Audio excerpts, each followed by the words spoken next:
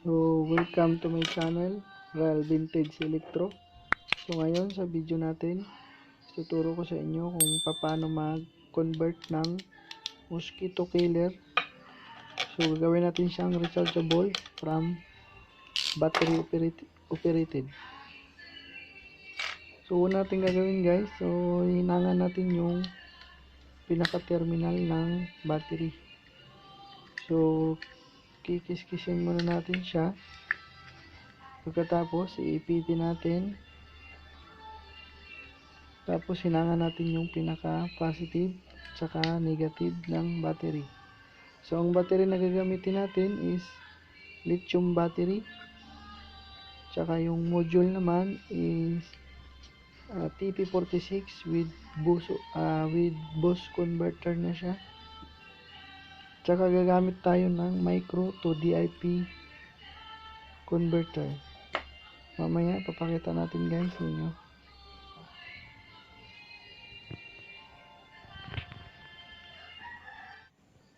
So ito guys, ito yung TP46 with boost converter.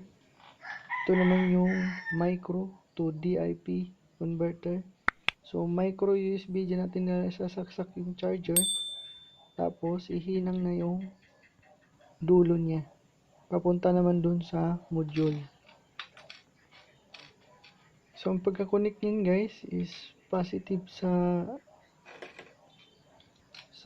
micro converter, din positive sa module ng TP46. Yun yung pinaka-charging natin. Tapos, negative. So, wag lang yung pagbalik-tarin guys. Hindi naman mahirap ikabit yan. Positive tsaka negative lang naman siya.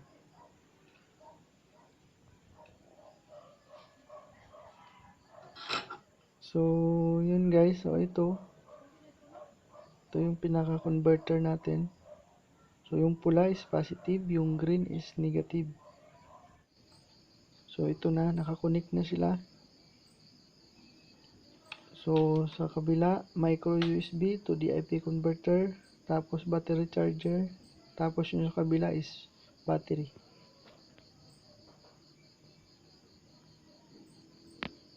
So, pag na-connect natin lahat guys, so, check muna natin, na-connect na natin, tapos, itatry natin siyang i-charge. So, pag nag-charge pa to guys, so, ang kulay niya is kulay pula, yung LED niya. Dalawa yung LED niya guys, mayroon siyang pula sa charging. So, ito naman yung negative guys, yung green, tapos positive sa saksakan naman ng yung dilaw. So, testing natin guys, yung charger. Papakita ko sa inyo yung kulay pula ng LED. So, ibig sabihin, yung sa charging niya. So, mamaya naman guys, i-connect naman natin yung yung sa out naman ng module, papunta dun sa Mosquito Killer na terminal.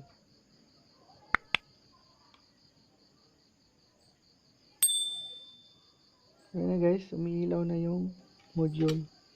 Ibig sabihin, charge siya. So, okay yung connection natin.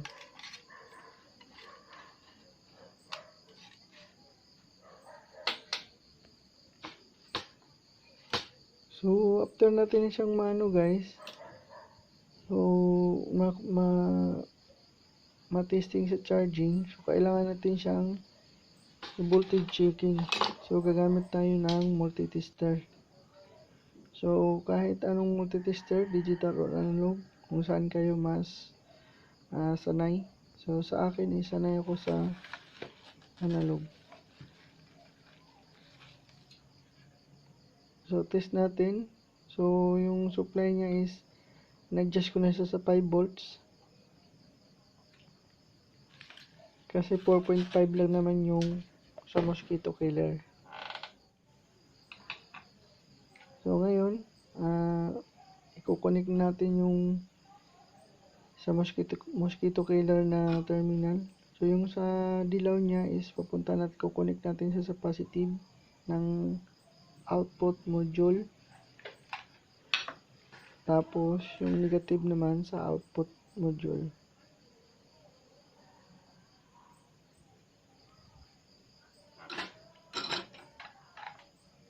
Pag na-connect na natin guys, so kailangan natin siyang i-secure sa loob.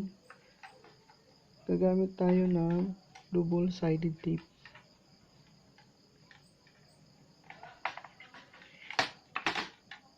At maliit lang na double-sided tape. Kasi mas makapit na rin naman yan guys.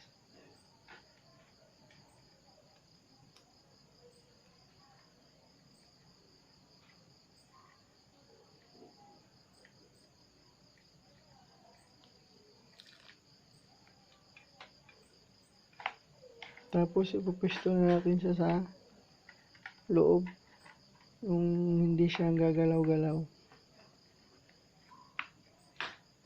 Sunod natin pwesto yung pinaka module tsaka yung micro converter guys, ididikit natin siya sa glue, sa stick glue, para hindi siya gumagalaw-galaw.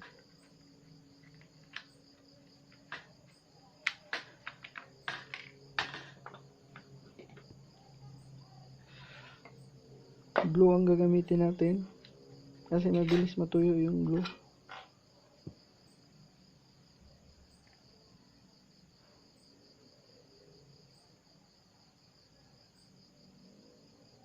Ingat lang kayo sa usok guys kasi mas nakakasira sa baga yan. So ito na guys, nakabit na natin. So final test na tayo. Yun, daming lamok guys. So ready na sa lamok.